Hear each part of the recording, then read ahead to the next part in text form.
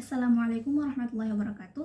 I'm Tiara Efendi from English Education Department, Faculty of Tarbiyah and Training Teacher in Islamic Institute of Ambon. So for today, I will presenting some of article that I chose with the title is Using Chatbots for English Language Learning in Higher Education.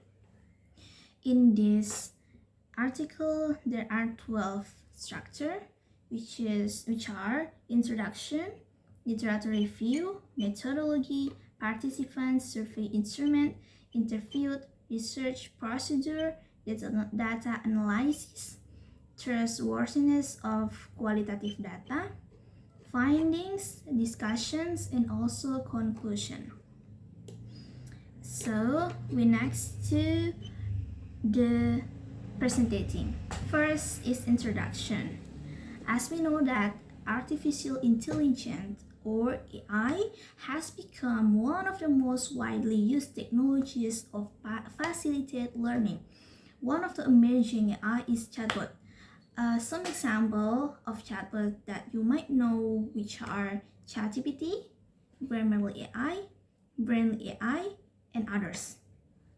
Chatbot designed to interact with users through conversations, both textually, voice, and text.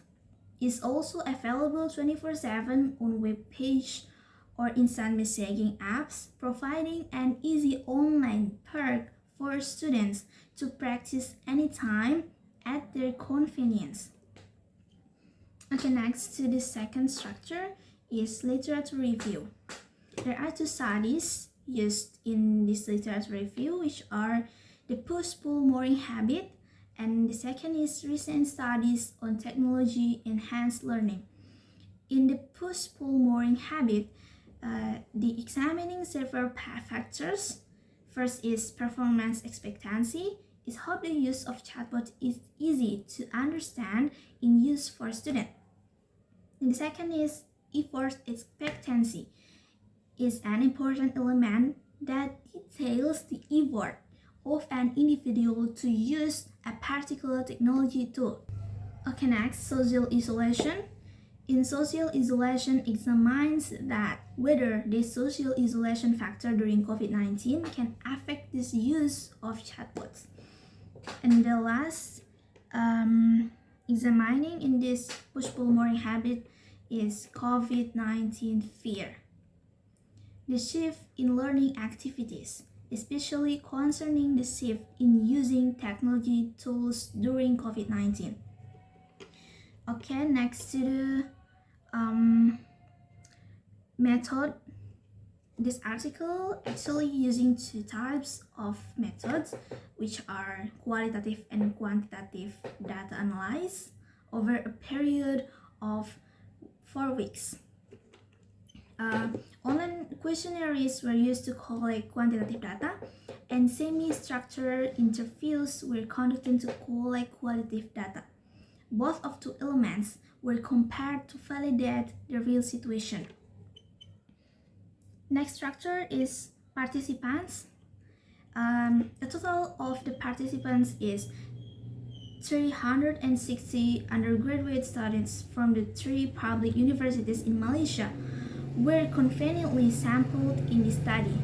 The students who participated were those undertaking an English learning course. Next to survey instrument. The study used a questionnaire with 2 sections.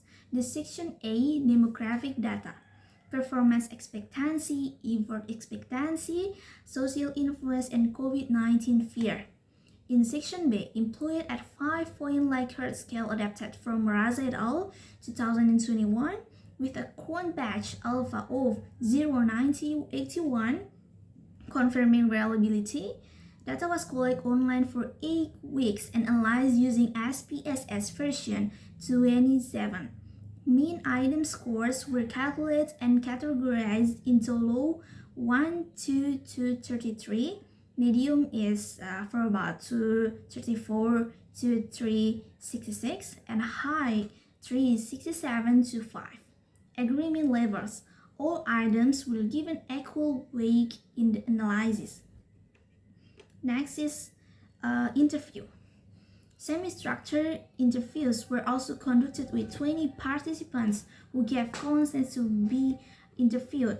All interviews were audio and video recorded before being transcribed word for word. Next structure is research procedure. Here, students were briefed on research and introduced to chatbots such as Duolingo, Monthly, Andy, and Memrise.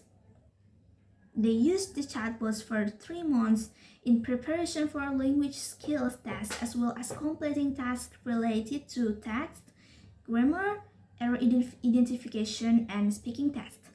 Participants were responsible for the use of the chatbot both through the mobile app and the web. Next to data analysis. Descriptive analysis was employed to analyze the survey data involving mean scores, frequency, and percentages. As for the interviews, Brown and Crackle's 2013 thematic analysis was used.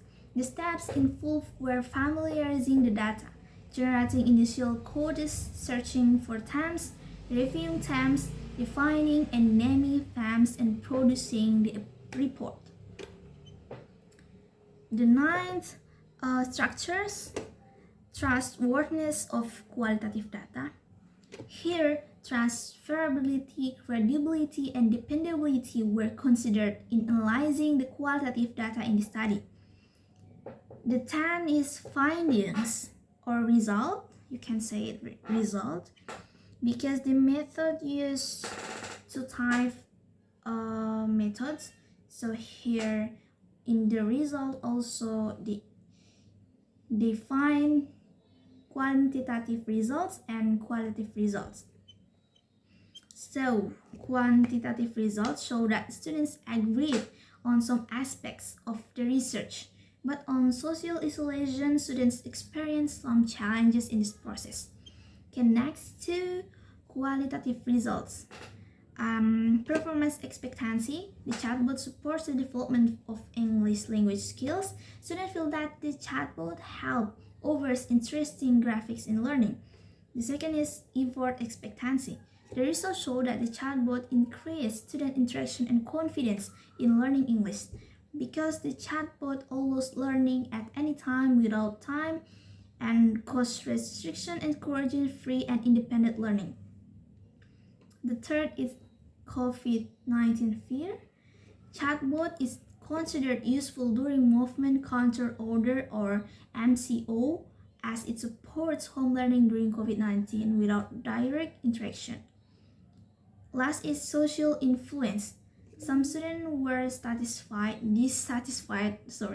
that the chatbot lacked the emotion of the teacher. They considered the teacher to be superior in emotional terms. As AI is different with human, guys. The 11th structure is discussion. The results show chatbots help with self-direct learning and reduce speaking anxiety, especially during the COVID-19 pandemic. However, student-led chatbots were less effective in handling complex requests and needed support from educators to overcome the limitations. Collaboration between developers, educators, and curriculum developers is essential to optimize the use of chatbots in English language learning. Now, we end the last structure is conclusion. As we in terms of result and discussion, the overall mooring effect remained positive for students' behavior change in using chatbot. However, chatbots are considered beneficial enough to serve as an interlocutor for English language learning, especially during the COVID-19 pandemic.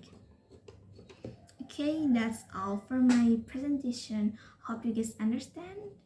Thank you. Wassalamualaikum warahmatullahi wabarakatuh.